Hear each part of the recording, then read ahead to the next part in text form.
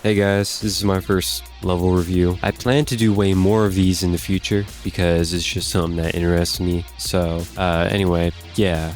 I'm G Potato, and today we're going to be looking at Skeletal Extremigans. Now, recently, Wabu & Co. have made a controversial extension to Skeletal Shenanigans, aptly named Skeletal Extremigans, and it was showcased on Wabu's second channel to overwhelming negative reception.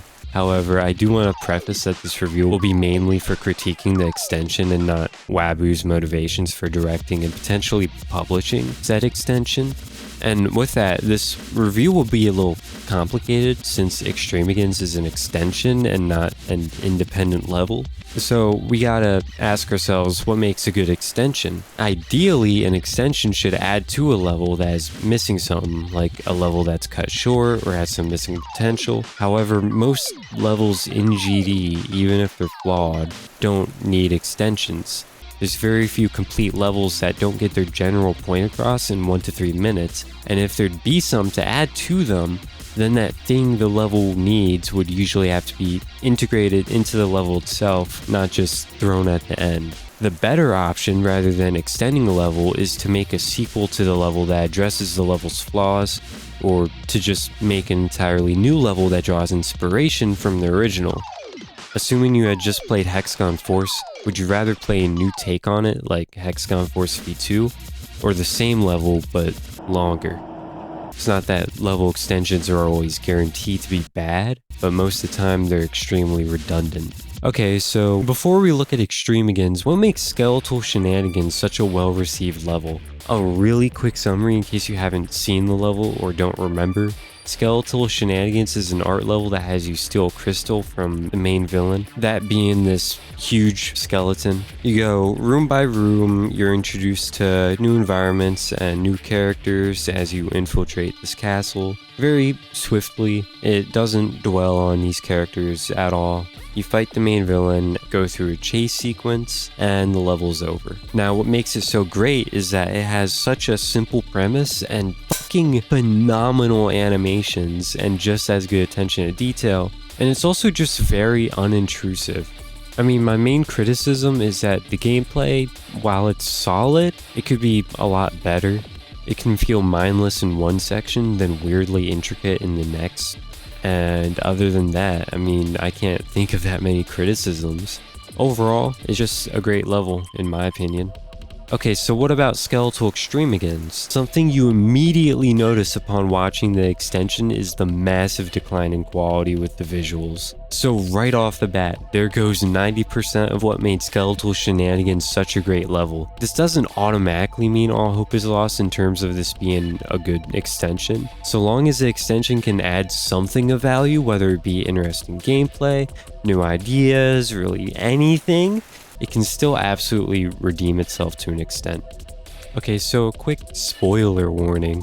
This is the most positive I'm going to get about this extension for the rest of the video. So this extension does actually introduce something that can add some value to the level, even if it does stretch the level out more. Once again, a sequel or new standalone level would be a way better means to introduce this new idea. So what does Skeletal Extremigans introduce that actually adds to the level's concepts? Well, 3 minutes 43 seconds in, it's revealed that the player can actually absorb the crystal's powers to literally make themselves like a god. And this lasts literally 3 seconds and is only used for foreshadowing that the main villain is going to use the crystal's powers instead of you. Okay, so why not have the player use the powers for interesting gameplay mechanics? The big skeleton has the powers from the crystals now. Does that introduce anything new to the table in terms of the gameplay? Boss fights? No. All it does is introduce like 2 more moves in the first phase, not even unique moves I might add, and turn the boss fight into one of the most generic monster gauntlet ass fights that's been done to death for like 10 years, ever since 2.0 came out. This was actually one of the more positive aspects of the level. I think it's time I talk about the plot. So, for some background, Skeletal Shenanigans shows you infiltrate a castle. In that time, you get introduced to some characters very quickly. The level never dwells on one character or environment for too long because it doesn't have to. You see a mage move some platforms around, that's all you need to know. You can infer the rest. You see guards alerted and angry at you, that's all you need to know. You can infer the rest. You go through the castle, you're introduced to the villain, you fight the villain, you get the crystal, you leave. It's simple and to the point, it's fun, that's all it has to be.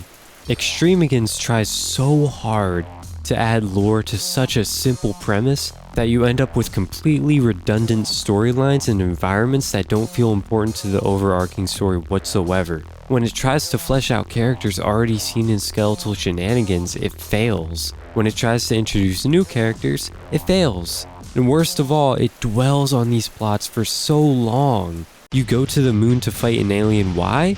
You're forced to watch a cutscene of mannequins conflicting with skeletons, why? Also, about the mannequins, why? What is the point of them? Why are they there? They do not matter whatsoever to the story. And I'm serious, if you watch the showcase. They literally have no point. They are just there for the sake of it. A lot of things in this extension don't make sense either. The mage just randomly switches up on the main villain for no reason. And oh my god, do not get me started on how this level ends. So everyone, out of nowhere and for literally zero reason, you can watch for yourself. Watch the full extension. It's for no reason. Everyone's just getting along again. The big skeleton pops up from the castle and you know what? Just watch this shit for yourself.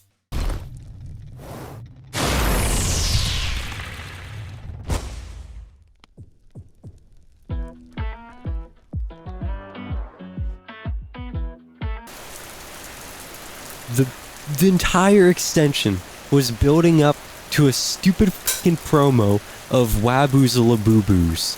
And throughout the extension, it just shoves these things down your throat. At one point, showing a ginormous QR code, and there's a bunch of the plushies just littered throughout the level. It's so shameless. Okay, so the question is, what's the point of this extension? Let's be honest, we know what the point of this extension is. It's So here's a better question. What does this extension have going for it? For a quick reminder of what makes Skeletal Shenanigans a great level, Skeletal Shenanigans is so great because of its simple premise, solid gameplay, fucking phenomenal animation, attention to detail, how unintrusive it is. Doesn't dwell on redundant plot points and environments, and the level's very engaging. Lots of replay value, especially because of how detailed it is. Just a lot of stuff going on.